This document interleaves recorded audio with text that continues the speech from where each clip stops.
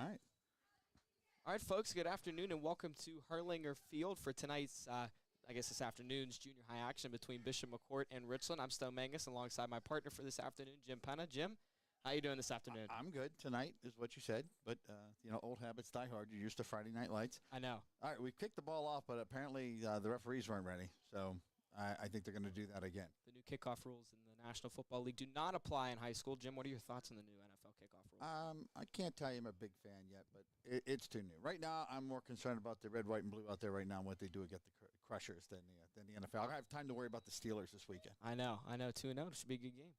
Kicking the ball off for Bishop McCort is number 52, Nick Barger, and it'll be returned as the ball hits inside the 20-yard line. Is fielded up past the 25, past the 34-yard line. Quinn Gavilia on the tackle for Bishop McCort. 1st and 10 for the Rams of the junior high team. Well, he kind of let that take an odd hop. That was Liam Daly. And it took a Sunday hop for a moment, and then he let it go. I thought it was going to die down, but then he decided on the second hop to grab it. That can be a little dangerous, but he got a good second bounce in a row there. So the Rams line up and see if they can move it. 35 is not bad territory to start from. 1st and 10, ball spotted on the 35 in the backfield. At the quarterback position for the Rams today is Dominic Facci. And to his left in the backfield, I believe, is number 6, Liam Daly. It was Liam on that kick return just now. He does get the handoff. Facci takes his snap and hands it off to Facci. Tries to run right guard, but is met in the backfield by a barrage of Crushers for a loss of 1. 2nd down. Yeah, Quinn Govea, number 10, first on the scene there for the bad guys on this one. Sorry, McCort, you're going to be referred to as such. It's a Richland broadcast, so that's where we go. That is fair. A loss of a yard on the play. Looked like a clean exchange. Just looked like the right side of the Richland line missed an assignment over there somewhere. 2 receivers out right, 1 to the left. In motion is number 10. That's Hunter Fagurley as he takes the ball and is able to get a solid gain of about 3. That brings up 3rd and 8. 3rd and long for the Rams. Had the look of sort of the jet sweep there, and we're going to apologize ahead of time as we make ourselves. You're probably more familiar with some of the junior high names than I am. But it'll be a test as our first time out. Many of these names we're reading for the first time. Not familiar as you'd think, but I know a couple of these kids as I'm looking down the list. I'm a little older than you. I'm going to guess you're a little more familiar with some of the junior high names. Yes. So 3rd and 8 here for the Rams. 2 receivers out left and right. In motion again is Fagurley is going to drop back and pass. That ball is caught on the receiving end of that one is Reese Lucas. Is able to get near the 1st down marker, and they're going to give it to him. A gain of 9 and a 1st down for the Rams. Yeah, Reese Jetstream Lucas, he pulled it in, and that's the sort of the danger of the Richland offense. The route tree is so complicated and so many different ways they can go that sometimes when you just need that quick hit, that defensive back is giving too much ground, and you got to concentrate, make the squeeze, which is what Reese did. Picked up a few extra yards, and they moved the chains. Near side receivers are Brett and Brogdon. In motion goes Brogdon. Back to pass is the quarterback Facci, who is looking for Brogdon. The receiver in motion passes a little out in front and low. So that'll bring up 2nd and 10 from the 46. I tell you, that could be a difficult little route to run. You're in motion, you're going, then you've got to turn, and the quarterback kind of feels that you're leaning forward and you're backpedaling on it. And a lot of times you see that ball get dropped by younger guys who aren't concentrating. Now, I didn't have much of a chance on that one. That was low and to the left on him there. But a difficult route to run. But one of the things that you want at this level, the guys to get used to this and learn this stuff so they're good to go when they hit the varsity level. Back to pass is Facci, able to find his receiver, but incomplete. Intended for Liam Daly on a little out route out of the backfield, and that'll bring up 3rd and 10 from the Richland Ram 46. So a little bit of hesitation. He wanted to throw that ball. I was looking at him yet. He sort of double pumped, but there was no pressure on it. But by the time he did let it go, the timing of the play had been busted up. 5:59 to go in the opening quarter, just underway from Hurlinger Field on a beautiful Thursday afternoon. So we got a big weekend upcoming here for the Ram Nation family. Homecoming on Friday and Saturday. We have festivities. Well, every weekend's a big weekend for Richland football. Facci back to pass. He rolled out right and is met with heavy pressure in the backfield. On the tackle was number 13, Bryce Kitsko, the 8th grader for Bishop McCort, with the sack, a loss of about 3, and that'll bring up 4th down. And we'll see what the Richland coaching staff decides to go with here on the 4th and long. Yeah, I'm not sure if that was a busted play or somebody was in the wrong spot or whether the quarterback decided the play had got blown up and he was going to cut his losses there, but it ended almost as quickly as it began. McCort anticipating punt.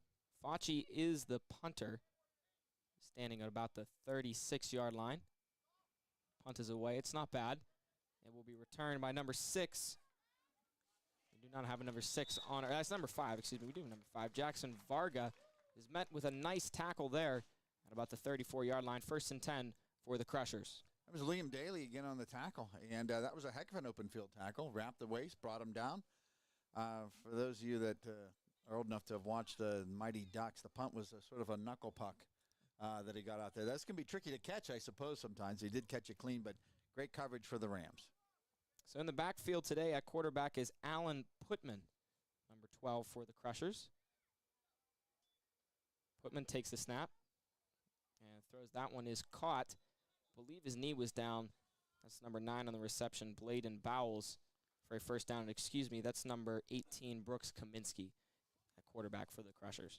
Yeah, I thought for a moment the ball bounced. I'll give the referees the benefit of the doubt where they are, but he definitely had one knee down when he got possession of the football. So they have a better vantage point than we do.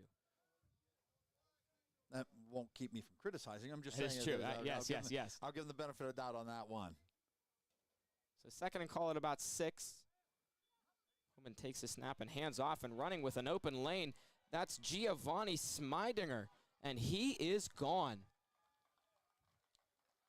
62-yard touchdown to the house.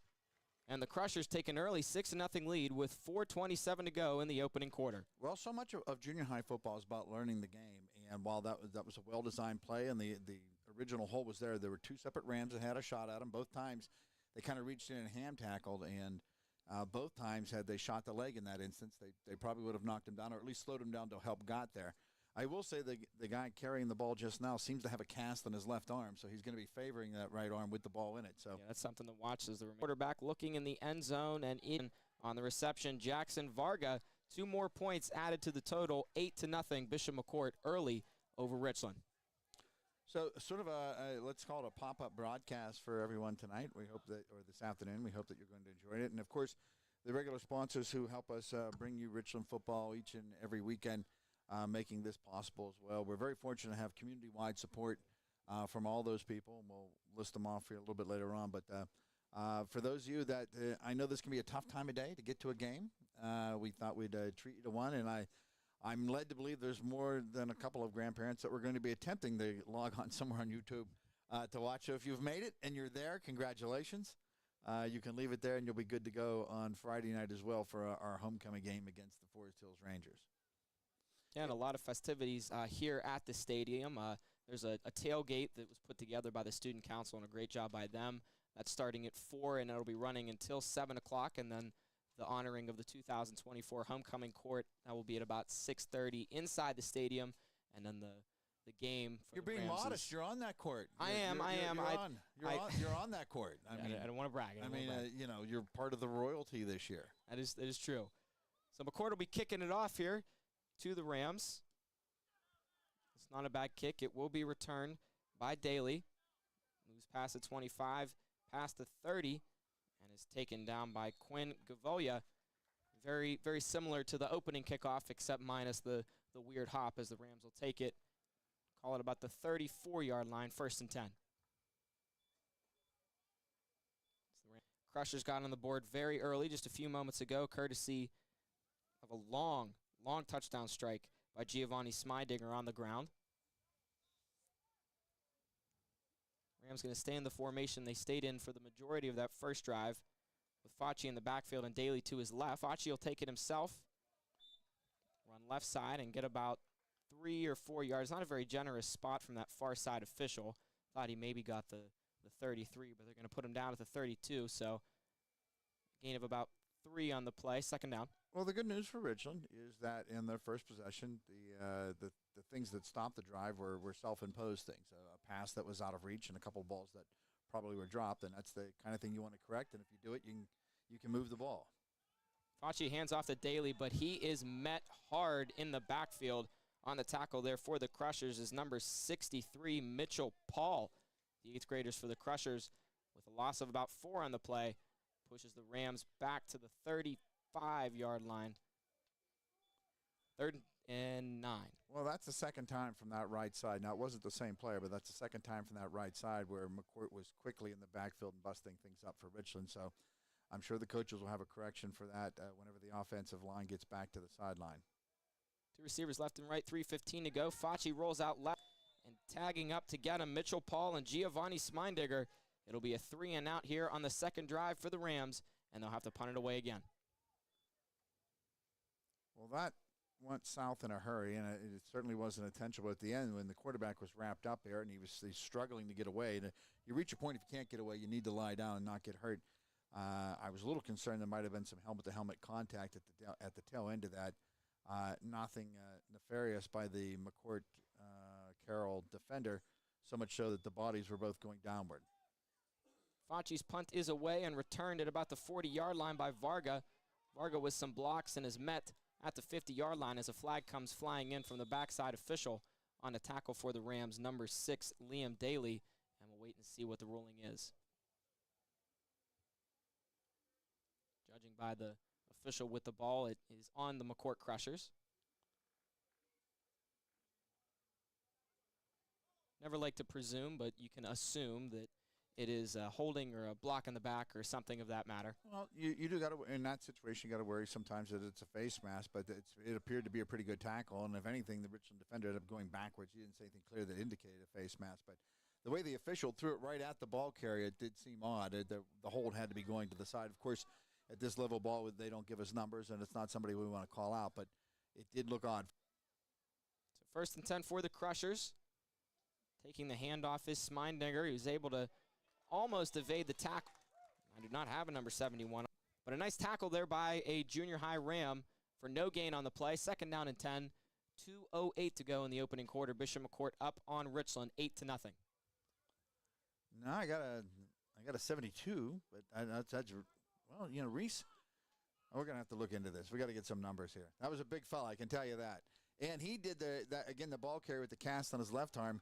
He grabbed hold of that left shoulder pad, and the ball's exposed. When you're grabbed like that, and if another tackler can come in there, you can probably force some fumbles, and the Rams should probably be a little more keen to that. Hovasek over the middle. It is caught. Jackson Varga on the receiving end of that one. A solid gain of about 20 yards on the play as the Crushers move over the 45 of Richland to the 44. It's 1st down. Some problems in the middle of the field for the Rams so far. One run up the middle led to a long touchdown. That a nice pass play also in the middle zone of the area. So they're going to get either increased pressure or cut that off. Taking it up the middle and evading tackles and churning his way forward is the quarterback, number 16, Jude Verhovsik. He's able to get about 3 yards on the play to the Richland 41-yard line. 2nd down. So, you know, the first thing that strikes you, the difference is in terms of sitting in the stands. There's a nice turnout here for the Richland fans, but they're in the shade, and the opposing team baking in the sun this afternoon. So those are brutal seats over there on the other side, especially when it's this time of day. You are baking in the sun. So in motion is number 5, Jackson Varga, who's going to take it and move over the 30, maybe just the 30, not even the 30, actually, the 31-yard line.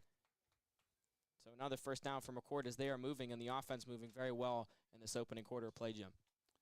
Well, the Crusher line and the wide receivers that are blocking are managing to lay the blocks and getting to the next level of the Richland defense.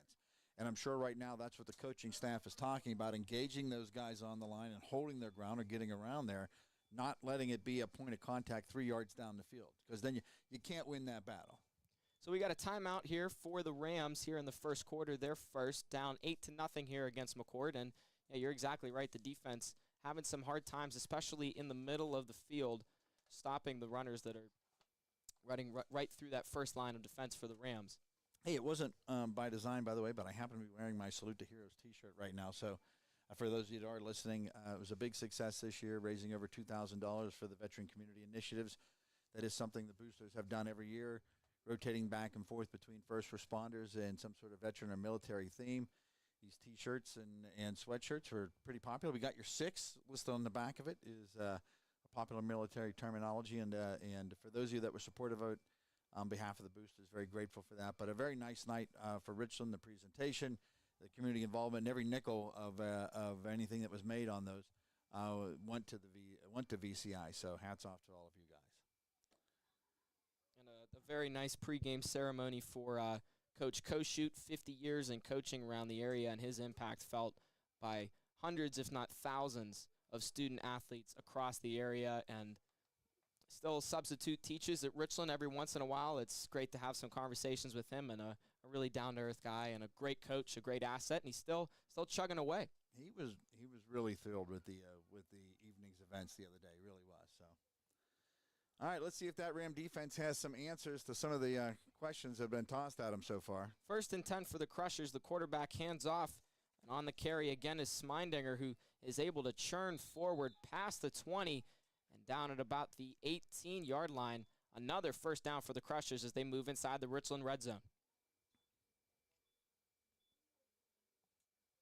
And they've done it a variety of different ways. The aerial attack has worked over the middle of the field, and Smindinger on the ground has been able to find holes created by his offensive line and break tackles. And it's worked very well in this opening quarter as it has come to a close already.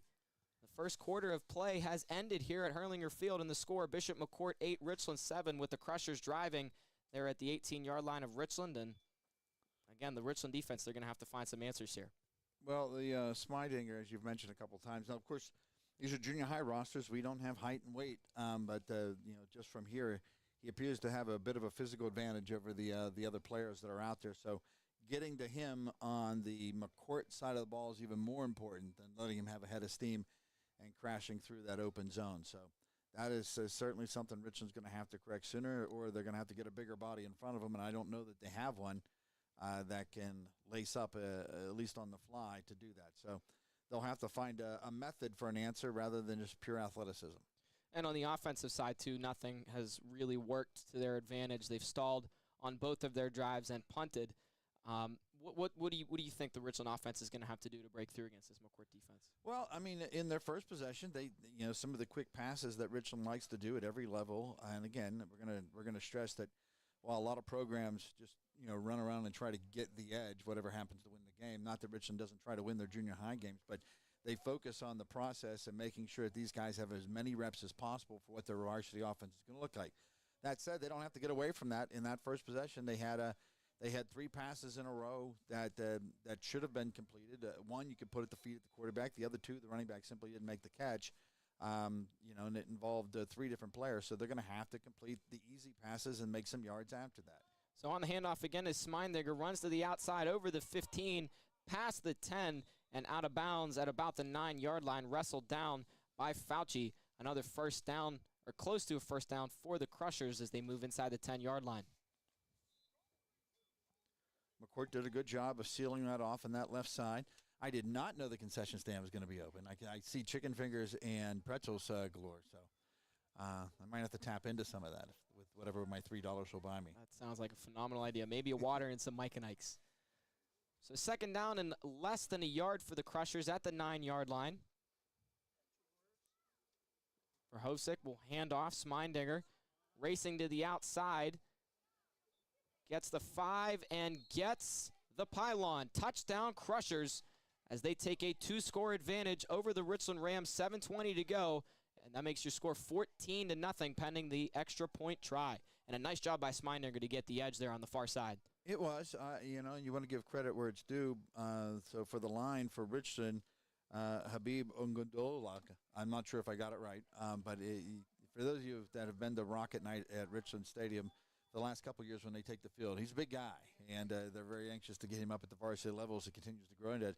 He did a good job of busting it up front, but as often is the case for big men of that size, did not have the speed to give pursuit outside. So that was really he broke the play up nicely, but no support on the left side, at least not enough speed to chase down the big man for Bishop McCort. Now Richland's going to get a turn with the ball here, and they're going to have to start to complete some of those passes. Yeah, 7:13 to go. The 2-point try.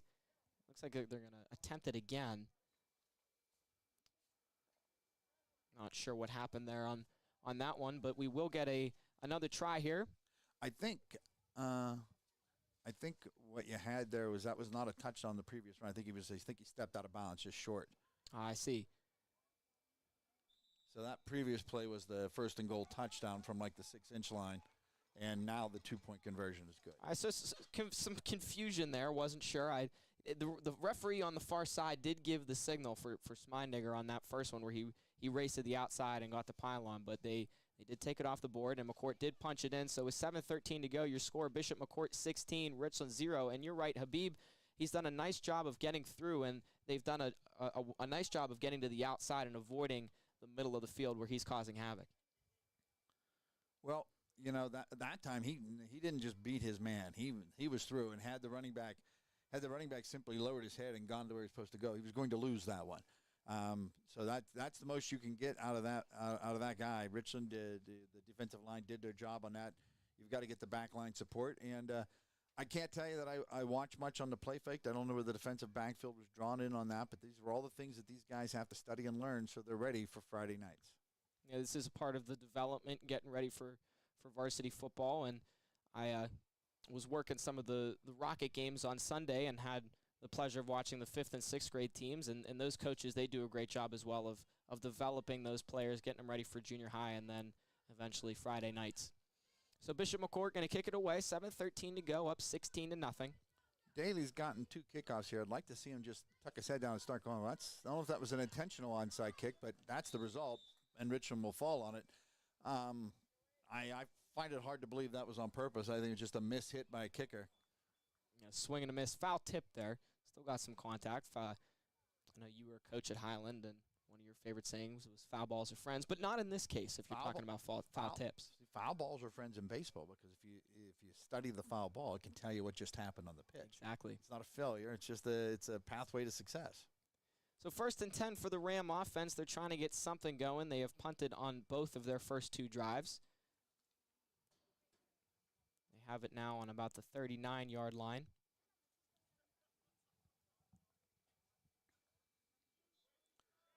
All right, so if we were watching a varsity game here right now and I saw things lined up this way, I would think that there might be an option for a quick hitter to number 4. I think it's Brody Brogen. I hope, or Brady Brogen. I apologize to the entire Brogen nation. Back to pass is Facci looking deep, and that ball is caught. Reese Lucas on the reception. Reese Jetstream Lucas takes it down inside the McCort 30. The farthest Richland has gotten downfield today. It's a big hitter for the Rams with 7:02 to go in the second quarter and a first down. So, physically he had his man outmatched. He was able to run by him, and the quarterback it doesn't require a lot of protection, that 3-step drop, and then throw that to that spot and have faith that the wide receiver is going to get it. And they pulled it off very nicely there. I'll come back to that thought in a moment as we talk about the difference of how you approach a junior high football game. In motion goes Fergali.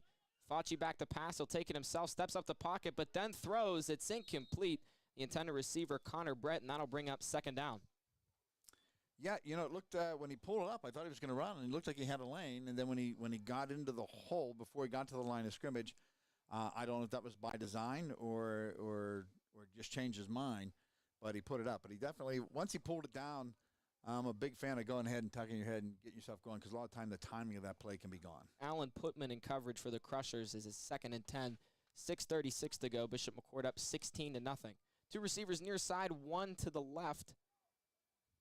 As Facci will take the snap and take it himself right up the middle. Loses the football. It's on the ground, and it is recovered by the Bishop McCort Crushers. So they got the big hitter to Reese Lucas, and then Facci fumbles inside the 30-yard line, lost at the 25, and Bishop McCort will take over 1st and 10. A big loss there for the Rams as they finally started to get some momentum going on offense, and then you turn the ball over.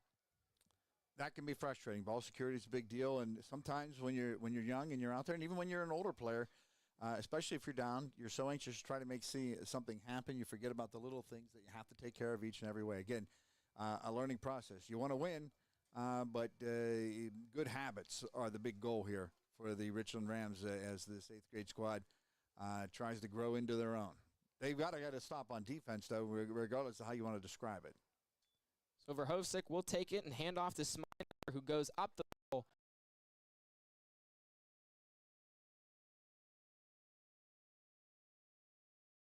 Yard on that one, brings up second down.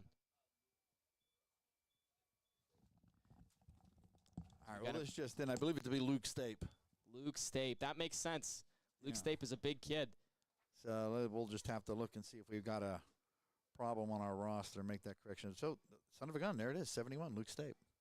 I believe I was looking on this left side here, on that left column. That left column is just numeric.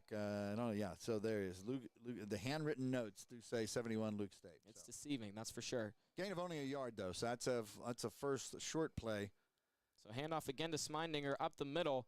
We'll take this one for about a gain of 4 to the 29-yard line. See if they give him the 30. So that'll bring up 3rd down and 10 for the Crushers, 3rd and about 6. So that changes everything with those numbers in that last name column, the handwritten ones. We'll have to. I don't know why we didn't think to look at those. It almost feels silly. At any rate, I don't either. So here's the deal: if you're in a real varsity level 3rd down and 6, you're probably looking at a passing situation. Will McCort line up and do that, or they've had good success running Giovanni Simdinger around whatever the far side of the field happens to be. And again, at this level, you don't necessarily want to fall into just trying to get the edge, although that might win you the game. That doesn't necessarily grow you a football team. Triple set on that right side, so it looks like you might have a pass here.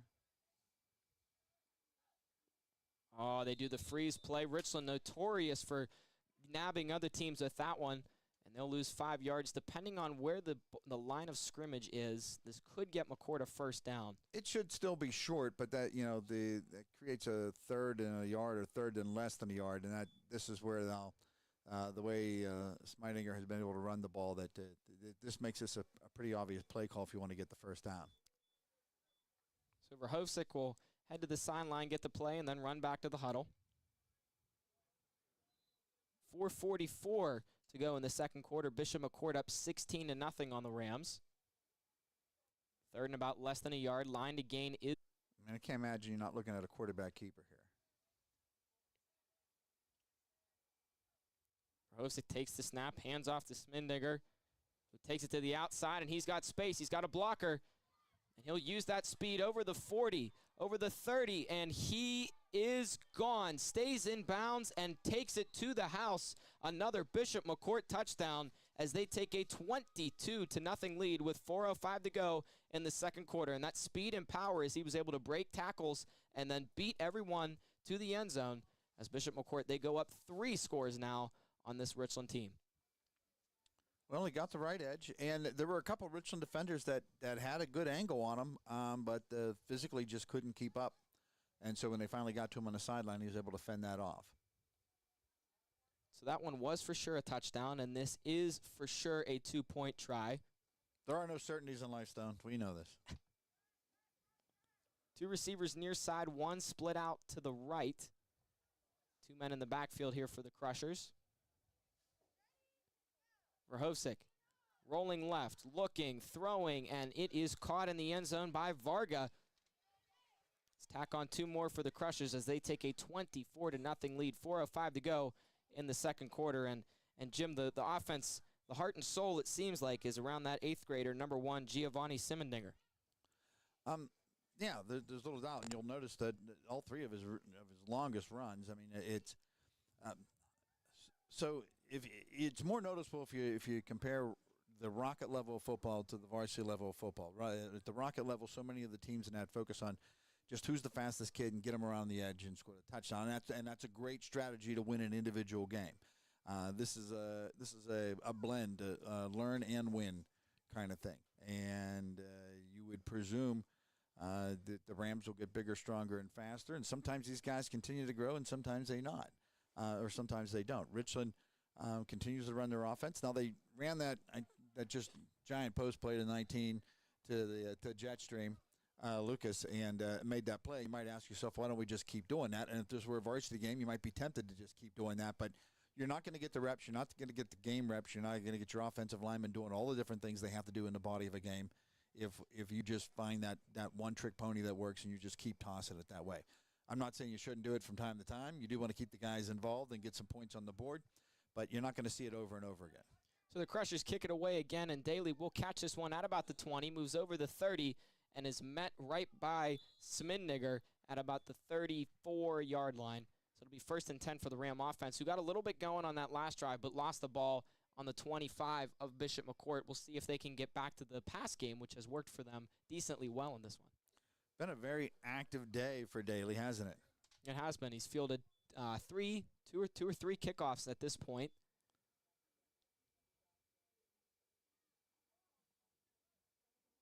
So 1st and 10 for the Rams at the 34. 3:58 to go. Bishop McCort up 24-0.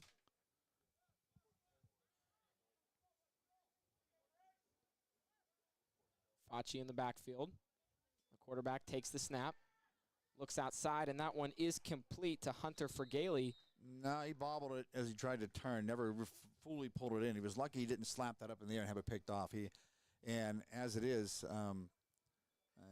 had he caught it, there was a defender there. A defender went for the ball. But that bobble, once you start bobbling it and he's turning simultaneously, it's very hard to pull in. So you got to concentrate on the catch first. He'll hear it over and over again in practice. That's what went wrong in that play. And again, it seems so simple. He's just running out in the flat and he's throwing. But your body angle, your body is turned one way, your feet are going another way. But that's the reason why you want to work on it over and over again, because it's very tough to defend if you're able to make that catch every time and turn upfield. So Facci takes to find his receiver on the play. That's number 3, Connor Brett.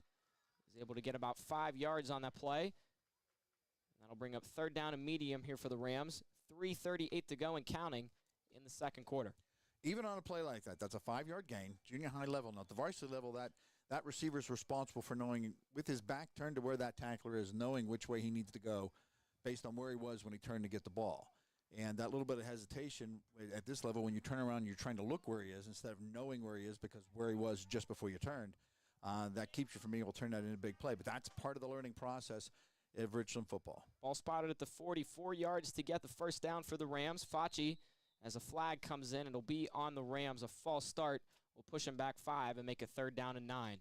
A tough penalty there as you had 3rd and 4, and then it looked like movement on that left side of the line will push him back 5 yards. Yeah, it was called by the linesman over on that side. I was a little concerned we had in motion. The man we had in motion turned upfield a tick early, but given where the flag came out, probably somebody on the left side. So right back to 3rd and long. I would tell you at that 3rd and 5 situation, if they had come up a little bit short, it was probably likely they were going to go for it anyway on 4th down. And you got to think with the way the score is now, if you do get about 5 or 6 yards, wouldn't be surprised if they try to get the 1st down on 4th down. They try the hard count, and they get the Crushers, so the 5-yard penalty is erased by a 5-yard penalty on the Crushers as it'll move it back to the 40-yard line, and it'll be 3rd and 4. I'm sorry, don't mean to laugh. The defensive end for Bishop McCort stepped across the line of scrimmage, and the quarterback just looked at him like, okay, just waiting for the flag, and then he still had no idea he had stepped across. He wasn't struggling to get back. He had already stepped over the line and just figured he was lined up, and even now is probably wondering, what did I do? So deja vu, ball back on the 40-yard line, 3rd and 4. And again, got to figure this is 4-down territory with the score and time. Facci, play action pass. It's a screen play, and that one swatted down at the line. Travis Jones took 2 hands and just whacked that ball to the ground. And that'll bring up 4th down and 4, 2:40 to go. Bishop McCort up 24-0. Ball on the 40-yard line. It is so hard when you're a quarterback. The thing about that screen, that middle screen where these guys are deliberately being let go to come at you, is that you have to sell it, and you have to let them come get you. You are essentially bait, knowing that you're going to drop it over. And if you throw it too soon, especially if that was a tall fellow there, if you throw it too soon, it's a lot easier for that defensive lineman to defend. You kind of have to wait on it, and it's almost like a basketball shot, the lob shot over it, creating a seam between the two parts of the defense. So the Rams elect a punt here. Facci's kick will be returned by Bowles. Takes it at the 30, cuts back and evades some tacklers and moves to about the 39-yard line. So 1st down and 10 for the Crushers, 2:28 to go in the second quarter with their 24-0 lead. I want to give you a number on that one, but I got to make sure I got the right guy. It was number 2 that made it, but I'm not sure which one's number 2 because I see number 2 on the left. Sincere Williams down at the bottom there. Okay, there you go. Yeah, so Sincere Williams made a nice tackle, and I thought for a moment McCort had the edge there, but he closed ground and got to the lower part of his body, wrapped him up, and brought him in. Had that sort of tackle happen on their first touchdown run, they would have had maybe 4 yards and the ball at the 50 instead of a 45-yard TD. So first down and 10 here for the Crushers at the 39. Taking the snap and throwing it to the outside as Pensiro on the reception was able to get close to the line to gain at the 49-yard line. He will give it to him. Yeah, I think he got knocked forward. Some good hitting there going on by Richland, but you got to wrap that up. Timeout called by the Crushers, and the Our Lady cheerleaders are having at it here, wearing the old school red and skirts, on this sunny, I guess, Thursday. Thursday, by the way, team meal going on very shortly for the varsity players. What do we got this week? They're down at Firehouse Subs, and we're very fortunate to have a number of area restaurants that support us every week and feed our varsity players Thursday. A lot of times that food's brought in, happens at the cafeteria here. We got a number of volunteers from the boosters and different parents that come in and help dish out from time to time. The restaurants like it when we go there. Last week we were at Nico's, a good steak meal for the guys. That one's always lined up prior to the McCort game. Nico's likes to have the team meal the Thursday before the McCort game. This week, Firehouse, and they like, I tell you what, when we go down there, as you know, it's a delicious place for subs and beverages, but it's not a huge dining area. No, if you, not at all. You and your buddy want to go down there and hang, there's plenty of room. But when the Richland Ram football team comes down there in mass to get sandwiches, I've been there every year, and there are innocent bystanders wondering what happened to their peaceful day and their peaceful sandwich. They're very polite and nice, don't get me wrong, but 55 or 57 football players and a couple of coaches all walking at the same time for a sandwich. Hungry and sweaty and fresh out of practice.